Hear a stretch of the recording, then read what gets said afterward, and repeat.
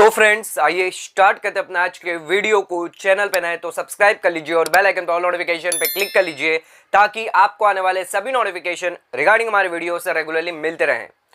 Tax audit से जुड़ी कुछ 8 इंपॉर्टेंट बातें आज इस वीडियो के अंदर हम आपको बताने जा रहे हैं। अगर आपने अभी तक अपनी टैक्स ऑडिट नहीं करवाई है तो ये 8 इंपॉर्टेंट जानकारी आपके लिए बहुत ज़्यादा इंपॉर्टेंट है। उसी के साथ साथ यहाँ पर आप सभी को पता है, अगर आप बिजनेस से जुड़े हुए हैं या प्रोफेशन से जुड़े हुए हैं, अगर आपका टर्नओवर थ्रेशोल्ड लिमिट से अगर ज़्यादा है तो उस केस में यहाँ पर आपको टैक्स ऑडिट अप्लीकेबल होगी। फाइनेंशियल ईयर 21-22 यानी असेसमेंट ईयर 22-23 के लिए टैक्स ऑडिट रिपोर्ट फाइल करने की लास्ट डेट है 30 सितंबर और उसकी इनकम टैक्स रिटर्न फाइल करने की है 31 अक्टूबर।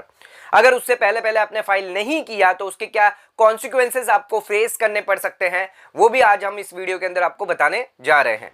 तो इस वीडियो के अंदर आप बने रहिएगा, वीडियो को एंड तक जरूर देखिएगा और 8 इंपॉर्टेंट जानकारी जो टैक्स ऑडिट रिलेटेड है, क्या क्या जानकारी यहाँ पर देने वाले हैं वो भी अच्छे से समझ लीजिएगा। इनके अलावा भी अगर कोई आपको लगता है कि ये जानकारियों के अलावा भी अगर कोई इंपॉर्टेंट जानकारी है जो यहाँ पर आपको शेयर करनी है तो नीचे कमेंट करके हमें बता सकते हैं। तो आइए स्टार्ट करते हैं अपने आज के वीडियो को। तो आइए सबसे पहले हम बात कर लेते हैं टैक्स ऑडिट के बारे में, क्या होगी उसकी ड्यू डेट। तो यहाँ पर टैक्स ऑडिट रिपोर्ट फाइल करने की क्या ड्यू डेट होने वाली है और उसी के साथ साथ income tax return of tax audit case में क्या होने वाली है ड्यू डेट। तो सबसे पहले यहाँ पर बात कर लेते हैं कंपनी की। तो यहाँ पर अगर कोई कंपनी है जो यहाँ पर ऑडिट करवा रही है तो उस केस में यहाँ पर ऑडिट रिपोर्ट फाइल करने की ड्यू डेट है 30 सितंबर 2022 फॉर असेसमेंट ईयर 22-23 यानी फाइनेंशियल ईयर 21-22 के लिए।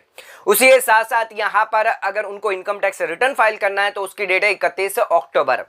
कंपनी के अलावा अदर कोई पर्सन है जो यहाँ पर टैक्स ऑडिट करवाना चाहता है या उनके पर लिमिट एप्लीकेबल है तो उस केस में यहाँ पर जो है 30 सितंबर टैक्स ऑडिट रिपोर्ट की डेट होगी असेसमेंट ईयर 22-23 के लिए और यहाँ पर इनकम टैक्स की भी डेट यहाँ पर सेम होगी जो कंपनी के लिए थी 31 अक्टूबर 2022। अब बात कर लेते हैं यहाँ पर टैक्स ऑडिट करवा रहे हैं जो ट्रांसफर प्राइसिंग की प्रोविजंस यहाँ पर एप्लीकेबल है तो उस केस में यहाँ पर 30 सितंबर टैक्स ऑडिट की रिपोर्ट नहीं होगी, यहाँ पर होगी 31 अक्टूबर और यहाँ पर रिटर्न फाइलिंग की डेट होगी 30 नवंबर। तो ध्यान रख लीजिएगा, अगर आप टैक्स ऑडिट रिपोर्ट फाइल करवा रहे हैं, चाहे आप कंपनी हो या अदर देन कंपनी हो या ट्रांसफर प्राइसिंग प्रोविजंस हो, तो इन सभी की ड्यू डेट्स आपको जानकारी होना बहुत ज्यादा इंपॉर्टेंट है। अब आ जाते हैं अपने सेकेंड पॉइंट पर, जो है कैसे यहां पर आपको फर्निश करनी है टैक्स ऑडिट रिपोर्ट। तो ध्यान रखिएगा, टैक्स ऑडिट रिपोर्ट फर्निश कौन करेगा, यहां पर चार्टर्ड अकाउंटेंट को। तो यहां पर जो टैक्स पेयर है, जो एसएससी है या कंपनी है या नॉन कंपनी के केस में है, तो उन्हें यहां पर अपने ई फाइलिंग पोर्टल पर जाकर सबसे पहले यहां पर ऑथराइज करना पड़ेगा और ऐड करना पड़ेगा अपना चार्टर्ड अकाउंटेंट। जैसे ही यहां पर आप ऐड कर लेते हैं चार्टर्ड अकाउंटेंट या ऑथराइज कर लेते हैं, उसके बाद यहां पर चार्टर्ड अकाउंटेंट आपके बुक्स को वेरीफाई करने के बाद, टैक्स ऑडिट रिपोर्ट को यहां पर फिलअप करने के बाद, रिपोर्ट रेडी करने के बाद यहां पर इलेक्ट्रॉनिकली अपने लॉगिन आईडी से यहां पर ई filing portal, income tax portal पर जाकर उसे अपलोड कर देंगे। अब चार्टर्ड अकाउंटेंट का काम तो यहां पर खत्म हो गया, बट यहां पर अभी भी ये टैक्स ऑडिट रिपोर्ट फाइनल नहीं मानी जाएगी जब तक यहां पर टैक्स पेयर यानी एसएससी उसे अप्रूव नहीं कर देता, एक्सेप्ट या रिजेक्ट नहीं कर देता। जो भी टैक्स ऑडिट रिपोर्ट है यहां पर चार्टर्ड अकाउंटेंट ने फाइल करी है, यहां पर एसएससी अपने लॉगिन पोर्टल पर जाकर अपने वर्क लिस्ट में जाकर उसे एक्सेप्ट या रिजेक्ट कर देगा। अगर उसे एक्सेप्ट या रिजेक्ट नहीं करता तो यहां पर इनकम टैक्स डिपार्टमेंट उसे फाइल्ड नहीं मानेगी, यानी उसे पेंडिंग टैक्स ऑडिट रिपोर्ट मानेगी या फिर उसे इनवैलिड कर देगी। ध्यान रखिएगा, यहां पर जिस दिन टैक्स ऑडिटर है जिन्होंने फाइल करी है टैक्स ऑडिट रिपोर्ट, उसे यहां पर डेट ऑफ फाइलिंग नहीं मानी जाएगी। जब यहां पर जो टैक्स पेयर है जो एक्सेप्ट कर रहा है, रिजेक्ट कर रहा है, वही दिन को यहां पर जो है एक्सेप्ट माना जाएगा, फाइलिंग ऑफ ड्यू डेट ये मानी जाएगी। तो आ जाते हैं अपने थर्ड पॉइंट पर, कितनी टैक्स ऑडिट असाइनमेंट यहां पर चार्टर्ड अकाउंटेंट साइन कर सकते हैं। तो ध्यान रखिएगा, यहां पर चार्टर्ड अकाउंटेंट किसी भी असेसमेंट ईयर में यहां पर 60 से ज्यादा की टैक्स ऑडिट रिपोर्ट जो है वो साइन नहीं कर सकते।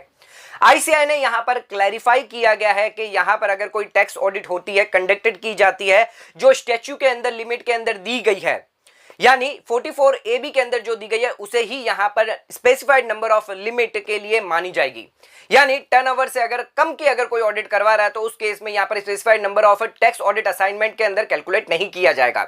आईडीआई ने आईसीआई ने यहां पर जो है इसको रिवाइज किया है गाइडलाइंस के अंदर, यहां पर 2018 के अंदर इस क्लैरिफिकेशन को, जहां पर अब अगर कोई टैक्स ऑडिट करवाता है, कंडक्ट करवाता है सेक्शन 44 एडी के अंदर, सेक्शन 44 एडी ए के अंदर और सेक्शन 44 एई के अंदर, तो उसे यहां पर कैलकुलेट नहीं किया जाएगा, यहां पर रिकॉर्ड नहीं किया जाएगा specified number of tax audit assignment देखने के समय। यानी 60 अगर टैक्स ऑडिट करते हैं तो उस केस में अगर इनकी ऑडिट होती है 44 एडी, एडी ए की और यहां पर एई की, तो उसको यहां पर नहीं माना जाएगा।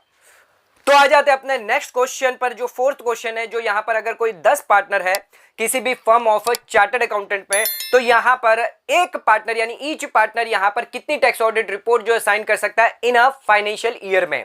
तो यहां पर चार्टर्ड अकाउंटेंट जो है टैक्स ऑडिट असाइनमेंट यहां पर स्पेसिफाइड लिमिट से ज्यादा असाइन नहीं कर सकते हैं किसी भी फाइनेंशियल ईयर में, यानी 60 से ज्यादा, यानी एक आदमी एक चार्टर्ड अकाउंटेंट इन प्रैक्टिस में है तो 60 से ज्यादा की टैक्स ऑडिट असाइनमेंट नहीं कर सकता।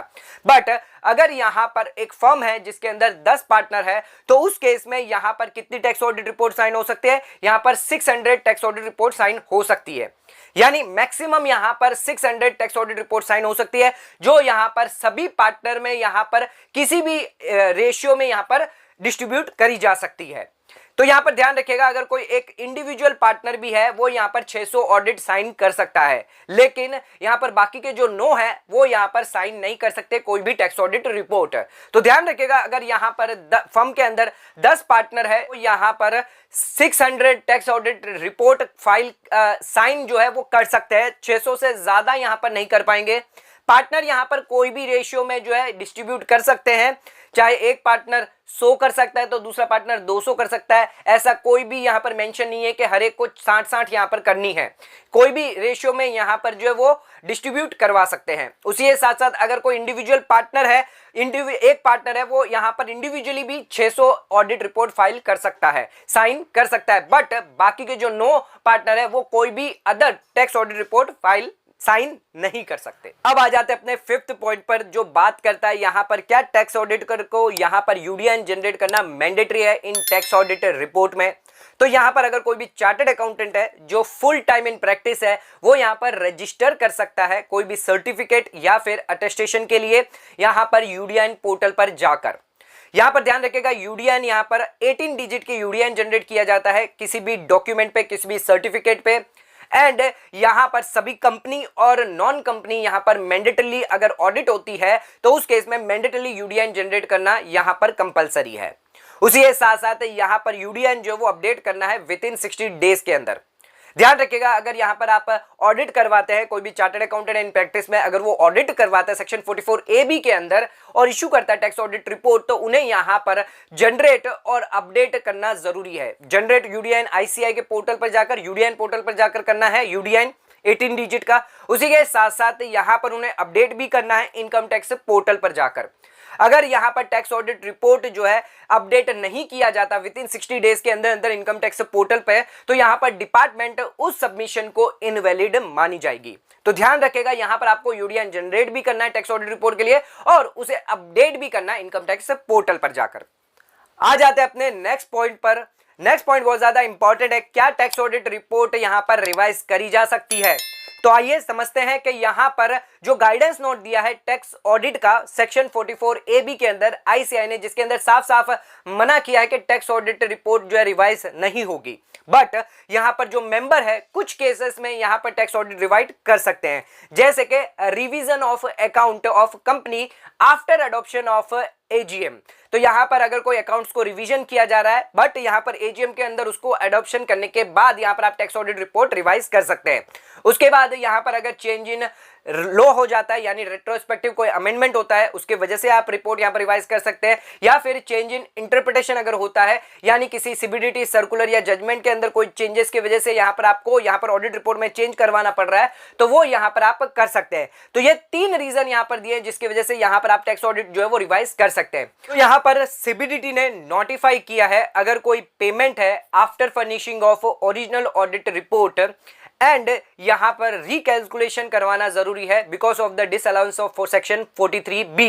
तो यहां पर आप किसी भी अकाउंटेंट से जिससे भी आप टैक्स ऑडिट रिपोर्ट करवा रहे हैं, आप रिवाइज टैक्स ऑडिट रिपोर्ट यहां पर ले सकते हैं और उसे फाइल कर सकते हैं before the end of the relevant assessment year.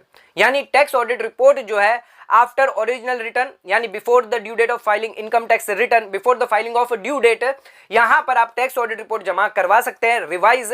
But यहां पर आपको ध्यान रखना है कि पेमेंट यहां पर हो जानी चाहिए सभी टैक्सेस की, जो ओरिजिनल रिपोर्ट आपने फाइल करी है और ड्यू डेट से पहले यहां पर सभी टैक्सेस की, सेस की, ड्यूटी की, टीडीएस की यहां पर पेमेंट हो जानी चाहिए, या जो डिसअलाउंस है 43B का उसका यहां पर पेमेंट हो जाना चाहिए, तब आप यहां पर ऑब्टेन करवा सकते हैं रिवाइज टैक्स ऑडिट रिपोर्ट। अब आ जाते बात कर लेते हैं अपने अगले सवाल की।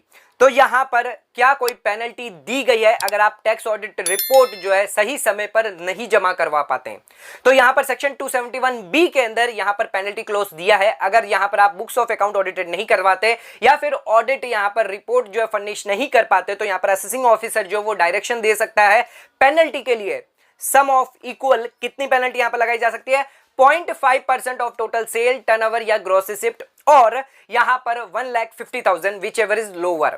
तो यहां पर आपको इतनी पेनल्टी आपको लगा सकते हैं, यानी मैक्सिमम आपको 1.5 लाख तक की पेनल्टी लग सकती है। उसके अलावा यहां पर अगर असेसिंग ऑफिसर चाहे तो यहां पर आपकी पेनल्टी माफ भी कर सकता है, आपके कोई भी पेनल्टी नहीं लगा सकता अगर यहां पर रीजनेबल कॉज हुआ जिसके वजह से आपने टैक्स ऑडिट रिपोर्ट जमा नहीं करवा पाए, फर्निश नहीं करवा पाए या बुक्स ऑफ अकाउंट ऑडिटेड नहीं करवा पाए, तो उस वजह से यहां पर आप पे कोई भी पेनल्टी नहीं लगेगी। अब आ जाते हैं अपने अगले सवाल पर। क्या यहां पर टैक्स ऑडिटर रिस्पॉन्सिबल हो गए अगर उन्होंने यहां पर जो है टैक्स ऑडिट अगर नहीं करवाई within the specified date पर? तो यहां पर आईसीआई का कहना है, जो गाइडेंस नोट के अंदर दिया है टैक्स ऑडिट के अंदर, जिसके अंदर आईसीआई का कहना है जो रिस्पॉन्सिबिलिटी ऑफ टैक्स ऑडिटर है डिपेंड करती है फैक्ट और सर्कमस्टेंसेस ऑफ द केसेस पर। उसके साथ साथ ये प्रोफेशनल ड्यूटी बनती है चार्टर्ड अकाउंटेंट की यहां पर टैक्स ऑडिट यहां पर कंप्लीट करवाना बिफोर द ड्यू डेट। अगर कोई अनरीजनेबल डिले हो जाता है on the part of chartered accountant, तो यहां पर उनकी रिस्पॉन्सिबिलिटी बनती है यहां पर जवाब देना इंस्टीट्यूट को अगर कोई कंप्लेन करता है उनके क्लाइंट। बट अगर कोई क्लाइंट के वजह से यहां पर टैक्स ऑडिट में यहां पर डिले हो रहा है, तो उस केस में यहां पर टैक्स ऑडिटर की कोई भी रिस्पॉन्सिबिलिटी नहीं बनती है। उसके साथ साथ यहां पर चार्टर्ड अकाउंटेंट को कहा जाता है कि यहां पर अगर कोई टैक्स ऑडिट रिपोर्ट आप टाइमली कंप्लीट नहीं कर पा रहे हैं तो उसे यहां पर आप काम में लीजिए भी मत।